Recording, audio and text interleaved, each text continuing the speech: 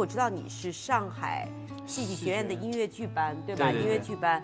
然后那你就到了上海了，还是怎么样呢？当时学艺术特别贵，我就去学上海学家，就是学的时候，我家都把房子卖了，就卖了一套房子，就专门为我学艺术。那他们很不错啊！你们家是好多套房子吗？没有，当时就只有2套房子。卖掉1套。对，那你们到了上海，对我妈就陪着我。一开始是我妈她做准备之前就没去上海之前，她是去下海经商了。跟你需要更多的钱去做这件事有关系吗？有关系，就是为了我去读这个去经商。你妈好棒，她去哪儿了呀？深圳。做什么呀？厂房啊，那个出租啊什么的之类的。她辛苦吗？在深圳？考上了之后啊，去我妈工作的地方啊，就是她住的地方啊，我都待不下去。环境太差了，就是周围都是打工的，然后呢就是很小很小的，只有一张小床，就是而且都是那种门对门，然后小楼梯，然后大家都住在那个小房间里。我去的深圳也跟他就住在一起，有小房间，客厅就一点点，就那种大家都是打工的人住的那种地方。真的是母爱很伟大，他就是你要住的舒服，他大床就给你睡，他自己睡小床。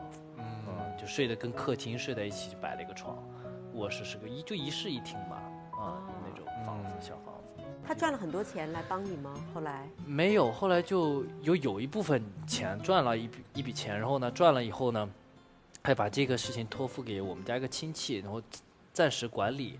然后呢，后来我在考学前，他就来上海陪我，就专门就像保姆，全职保姆一样。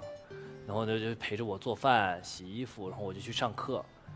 因为在上海开销也很大，租房啊或者各方面。当时上一节课是500块钱，07年的时候。那一堂课500，一周要上几次这样的课呢？像有声台形表，就最基本的3门课。然后呢，一周大概每一个就上3节左右。然后再加上住房，你们租的房子也应该不会太贵吧？几千块钱吧。这孩子要热爱艺术，还是挺费钱的。太费钱，一个梦想，太费钱。当时还到北京去考中国音乐学院，当时上一节课那更贵，800一节课，就上大概20-30分钟，还没有说上到40分钟。当时觉得太吓人了，我们就跑了。